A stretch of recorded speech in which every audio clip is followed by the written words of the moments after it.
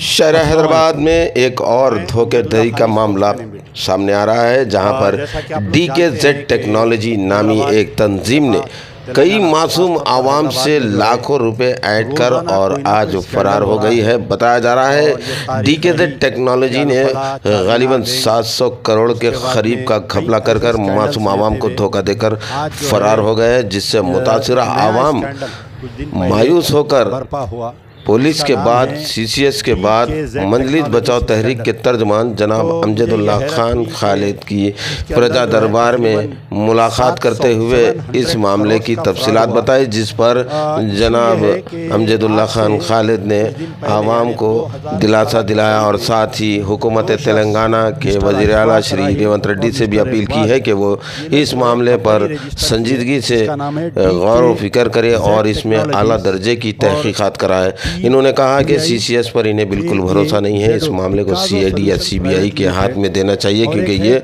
रियासती सतह पर नहीं बल्कि हिंदुस्तानी सतह पर है, जिसमें 700 करोड़ का घपला किया गया है, जिसमें मोहम्मद अशफाक राहिल और इकबाल नामी ये दो नौजवानों ने एक तंजीम अपनी रजिस्टर्ड करवाई थी, जिसका नाम था DKZ टेक्नोलॉजी, जिसके ज़रिए ये मासूम आवाम को कुछ कमीशन देने का वायदा करते थे और कुछ दिन तक ये अपना कमीशन जारी रखते हुए कई लोगों के ये लोग पैसे लेकर आज राय फरार इख्तियार कर ली है, जिससे परेशान हाल आवाम पुलिस के बाद आज मंजलिस बचाओ तहरीक के तर्जुमान जनाब अमजदुल्लाह खान खालिद से मुलाकात की। तो आइए नादरीन, डालते हैं इस खबर पर एक तफसीली रोशनी, जिस पर जनाब अमजदुल्लाह खान खालिद ने क्या तफसीली बयान किया है और क्या इन्होंने हुकूमत से मुतालिबा किया है, ये इस खबर में जानते हैं। और इन्फ्लुएंसर्स को ये लोग इसके अंदर एनरोल करें। तो इसमें जो है एक अब्दुल रज़्ज़ाक नामी एक यूट्यूबर है जो गोल्डन हैदराबादी के नाम से है, मैं उनके कई यूट्यूब्स देखा। ये अब्दुल रज़्ज़ाक जो है ये बेचारे ऐसा बता रहे हैं कि मैं पैसे इन्वेस्ट किया और मैं पैसे ले रहा हूँ। तो एक अब्दुल रज़्ज़ाक नामी एक यूट्यूबर है और एक तफ़ीन अलियास तफ़ू ये कोई एक यूट्यूबर है, एक प्रिया रेड्डी अलियास किराक खाला है, एक इमरान अलियास इम्मी ये एक यूट्यूबर है, और एक नबील वरंगल डायरीज एक यूट्यूबर है, मोहम्मद बिन इसाक ये बैगन वाइन्स। तो ये तकरीबन 6 यूट्यूबर्स मिलके हर यूट्यूब बनाने के लिए ये जो DKZ टेक्नोलॉजीज़ के जो फ्रॉड किए ये दो लोग जो सैयद अशफाक राहिल और मोहम्मद इकबाल से ये लोग जो है 1-1 लाख रुपए ले रहे थे। तो ये जो पिछले 1 साल से ये लोग जो यूट्यूब बना रहे थे, ये यूट्यूब बनाने से जो है कई लोग इन्वेस्ट करें पैसे, यानी 1 साल में उसका ग्राफ बढ़ के ये यूट्यूबरों को देखकर इसका ग्राफ बढ़ के जो है करीब इनके तकरीबन मैं समझता हूँ कि 700 करोड़ 18,000 इन्वेस्टर्स आज की तारीख में हमारे को जो लिस्ट मिली है 18,000 इन्वेस्टर्स तेलंगाना, कर्नाटका, महाराष्ट्र और जो सऊदी में जो है सो बाहर गल्फ़ में US में है। अब आप जब इनकी लिस्ट देखेंगे तो कोई इसमें 2 करोड़ रुपए इन्वेस्ट किया है, कोई इसमें 4 करोड़ रुपए इन्वेस्ट किया है, यानी 1 लाख से लेके 5 करोड़ तक भी इसमें इन्वेस्टमेंट्स है इसमें। तो अचानक क्या हुआ कि ये लोग जो है जून 2024 में जो मंथली इंस्टॉलमेंट देना था बंद कर दिए, नहीं दिए ये लोग। तो बाद में ये बोले कि कोई RBI के गाइडलाइंस आए हैं, NBFC सर्टिफिकेट होने का है। तो जब नहीं देने के 29 अक्टूबर 2024 को इनके पूरे ऑफिसर्स बंद हो गए। जब ऑफिसर्स बंद हुए तो वन ऑफ दी कंप्लेनेंट कोई बेचारे एक कंप्लेनेंट है, वो जो है माधापुर पुलिस स्टेशन को गए कंप्लेन देने के लिए। कंप्लेनेंट का नाम है मिस्टर अब्दुल जैश नाम है कंप्लेनेंट का इनके। तो इन्हों गए, ये तकरीबन बेचारे कुछ 4 करोड़ रुपए इन्वेस्ट करे हुए हैं। माधापुर वाले ये बोले कि ये कंप्लेंट क्योंकि अबाउ 75 लाख का है, ये कंप्लेंट हमारे कने नहीं होता, आप जो है इकोनॉमिक ऑफेंसेस टीम कने जाओ। तो वहाँ पर एक FIR इशू हुआ इकोनॉमिक ऑफेंसेस पुलिस स्टेशन में, जिसमें 403, 406, 420 रेड विथ 120B IPC अब यहाँ पर देखिए कि ये तकरीबन अक्टूबर से यानी ये नहीं जून से स्टार्ट हुआ स्कैंडल, जुलाई अगस्त सितंबर आ गया, पिछले 2 महीने से स्कैंडल चल रहा, लोग भाग गए, ये आज इन लापता है। इसके अंदर और कई नाम हैं। इनकी कंपनी का एक मैनेजर है जिसका नाम है उमैर। ये मैनेजर जो है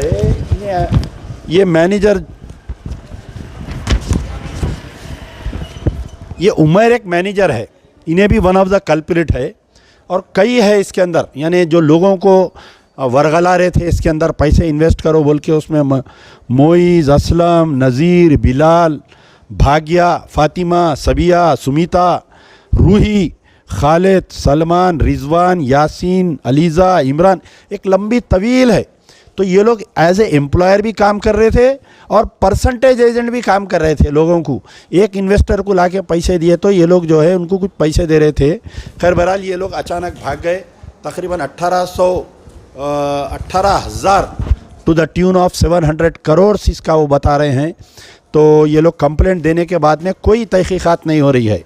वो इकोनॉमिक ऑफेंसेस टीम जो केसेस बुक की वो एक दिन में बेल पे बाहर आ जाते और उसके बाद में जो है वो लोग कंट्री छोड़ के भाग भी जा सकते।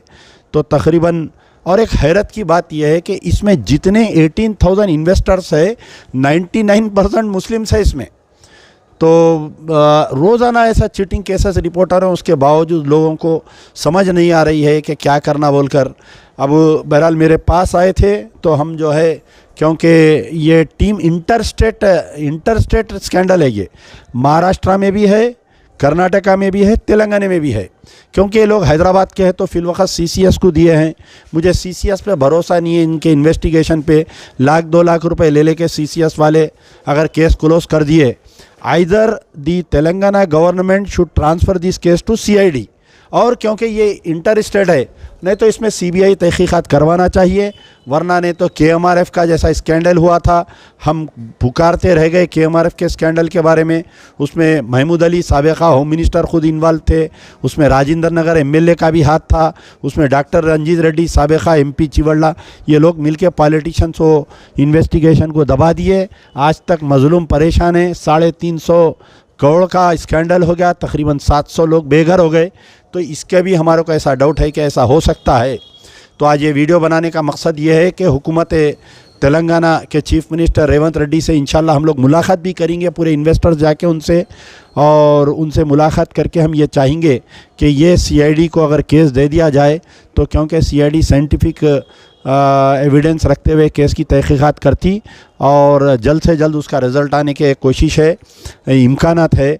बहुत परेशान है लोग, कोई अपने जेवरात बेच के पैसे दिया, कोई बच्चों की फ़ीस नहीं बन सका रहा उन्हें। तो बहुत सारे केसेस है।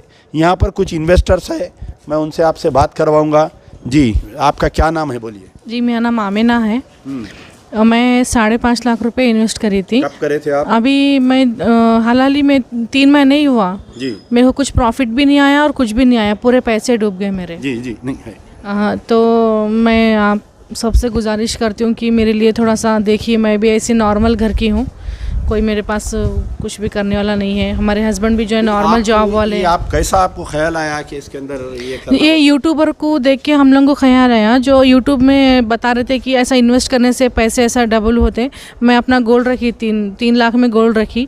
अब हमारे हस्बैंड बोलते हैं गोल्ड बेच के पैसे डाले या गोल्ड रहन रख के डाले? जी, मैं गोल्ड रहन रख के डाली। मेरे पास तो ये पैसे भी डूब गए, फिर वो सोने पे, अब सोने पे भी इंटरेस्ट आ रहा। जो मैं रेवंत रेड्डी साहब से इतनी गुजारिश करती हूँ कि मेरे को, अब जो आप भी कंप्लेनेंट है इसमें, जो CCS में तहकीकात चल रही, क्या उससे आप मुतमईन नहीं है तहकीकात से? जी जी, वहाँ पे तो कुछ भी नहीं हो रहा सर। अभी यहाँ पे कितने दिन हो आप लोग कंप्लेंट देखे? अभी कंप्लेंट देके 1 हफ्ता होने को आ रहा। अभी 5 दिन तो FIR के लिए 3 दिन हमको घुमाए वहाँ पे। अभी FIR पे कुछ भी कार्रवाई नहीं करे ना कुछ। ये पैसे कैसा रिकवर करना? आपके पुलिस वाले क्या उनके एसेट्स है उनके यहाँ पर अभी? जी, हम लोग जहाँ तक देखें कि 80% तो काम हम लोग ही करके दे दिए उनको। हम लोग प्रॉपर्टी है उनका, हर जगह पे कुछ ना कुछ है। हम लोग जो इन्वेस्टिगेशन कर रहे डेली कहाँ बने वहाँ पे चले जा रहे, जहाँ पे मालूम हो वहाँ चले जा रहे हैं। हम लोग सब जगह पे देख रहे हैं। आप बोल रहे थे कि तकरीबन 200 से 250 करोड़ की उनकी प्रॉपर्टी है यहाँ पर बोल के। 3 अपार्टमेंट्स है उनके और 120 एकड़ के ऊपर उनका फार्म हाउस है। हम लोग जो देख के आए, गाड़ी से वगैरह सब कुछ है उनका।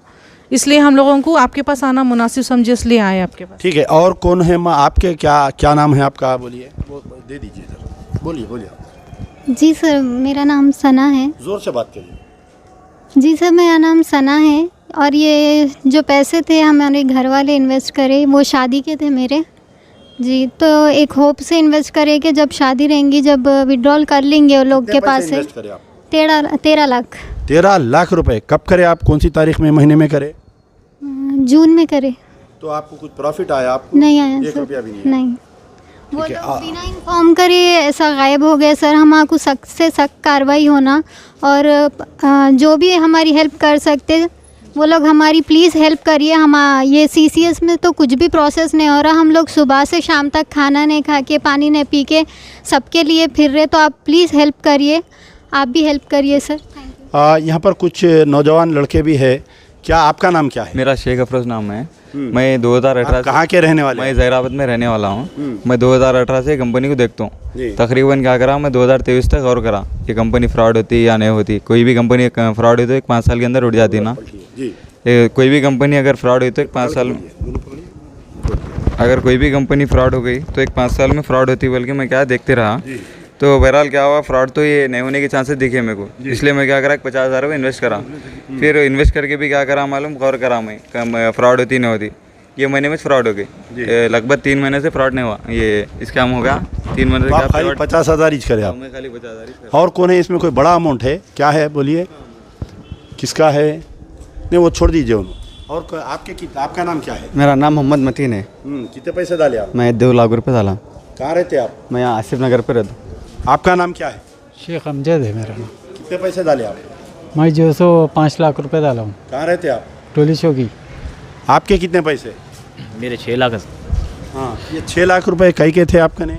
मैं शादी के इधर आइए, बाजू करिए। मैं शादी के लिए उठा के रखा था, डाला था मैं। डाल के कम से कम 1 साल हो रहा था।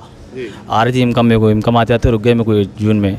इसके बाद मैं गया तो क्या बोले, असलम बोले कि वो 30 तक पैसा भी डाल देते बोल के बोले। इसका तो 30 के दिन गया तो फिर कंपनी क्लोज थी। ये बोलिए माँ, ये नहीं, आप आइए 1 मिनट। ये आप लोग जब उनकी ऑफिस को जाते थे तो हमेशा किससे मुलाकात होती? ये अशफाक राहिल से या इकबाल से या उमेर से? उमेर का क्या रोल है इसमें? सर हम लोग अशफाक राहिल से पहली बार मुलाकात करे थे, उन्होंने बॉस थे। उसके बाद में हम उमेर को बार बार बोलते थे कि हमको मिला हो बोल के, तो उन्होंने हमको कभी भी नहीं मिला है उनसे। अंदर है सर, बिजी है, मीटिंग में है बोल के ऐसा बोलते थे। तो जो भी हम अमाउंट दिए उमेर के हाथ में दिए। फर्स्ट अमाउंट अशफाक राहिल के हाथ में दी थी मैं, और सेकेंड अमाउंट उमेर के हाथ में दी थी। ये आप जो बोल रहे हैं कि यूट्यूबरों का भी बहुत बड़ा रोल है इसके अंदर, रोज़ वीडियोस बना रहे थे, मैं भी देखा, अभी बैगा लेके जा रहे हैं पैसों के। तो आप ये पुलिस वालों को ये यूट्यूबरों के रोल पे भी इन्वेस्टिगेट करो, इनको भी केस में डालो बोल के बोले आप लोग? बोले सर, बोले तो उन्होंने क्या बोले कि वो लोग आए, अपना जो है 5-10 हज़ार के लिए काम कर लिया और चले गए बोल के ऐसा बोल दिए।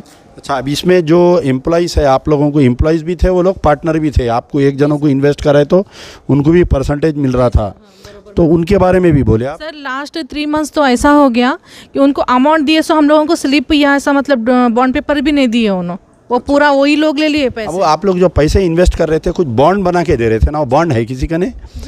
तो क्या बॉन्ड दे रहे थे वो लोग आपको? वो एक 100 रुपीज़ का बॉन्ड दे रहे थे। 1 लाख रुपए को एक बॉन्ड दे रहे थे। 50,000 को वगैरह कुछ भी नहीं दे रहे थे, सिर्फ 1 लाख रुपए को एक बॉन्ड दे रहे थे। उतना ही दे रहे थे बस।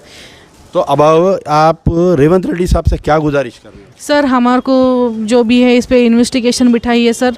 अब गरीब लोग, हम बहुत गरीब हैं, हम भी गरीब हैं, हम लोग बहुत अभी लाचार है सर। जो भी है ठीक उनके। है, ये देखिए, इधर आप पकड़ो पेपर आए, ये पकड़ो। ये ऐसा बॉन्ड बना के दे रहे थे, प्रोक्यूरमेंट गारंटी एग्रीमेंट। तो अब देखिए कितने भोले लोग हैं। अगर कोई भी बॉन्ड बनता, कोई गारंटी बनती ना, तो उसके अंदर जो है रजिस्ट्रार का स्टैंप रहना, तो ये वैलिड रहता ही है।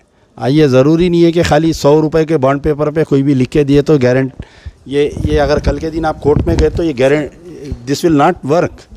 तो नहीं, ये बात इसलिए बोल रहा हूँ मैं कि अक्सर लोग क्या करते हैं, बॉन्ड बना लेके आ जाते हैं। हम बॉन्ड है साहब हमारे कने, उन्हें हमारे से पैसे लिया, तो ये बॉन्ड नहीं चलता। ये इसको क्या करना, जैसा घर खरीदे बेचे तो आप जाके रजिस्ट्री कराते, वैसा रजिस्ट्रार कने जाके आप स्टैम्प मारने लगाना, पैसे दिए लिए सो भी। तो खैर बहरहाल ये है कि डिवीज़न ऑफ डिकाजो solutions private technologies, DKZ technologies, बहरहाल इतना बड़ा वाक़या हो गया इतना बड़ा वाक़या होने के बावजूद भी जो है हमारी सरकार सो रही है।